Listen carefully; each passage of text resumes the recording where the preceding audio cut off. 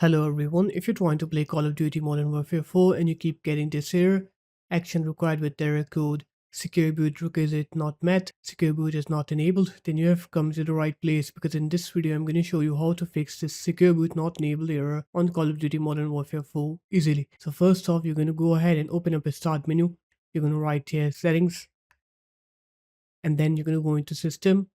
Now you're going to go into recovery here, and then you're just going to click restart now on advanced startup, and then you're going to follow the on-screen instructions to go into your BIOS menu.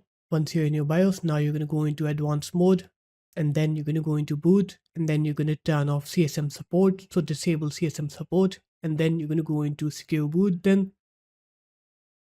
And now you're going to make sure that you enable secure boot here, so just enable secure boot. After that, just close out of your BIOS menu, and then your computer will restart. After it's done restarting, now you're going to open up your games platform, which is Steam for me.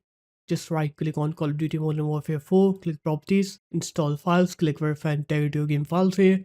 Once you do that, now you should be able to play Call of Duty Modern Warfare 4, and you'll see that your game will now work. You'll not face that secure boot not enabled problem anymore. So there it is guys, that's how easy it was. If you guys found this video helpful, make sure to leave a like, comment and subscribe to the channel, and I will see you in my next video. Peace.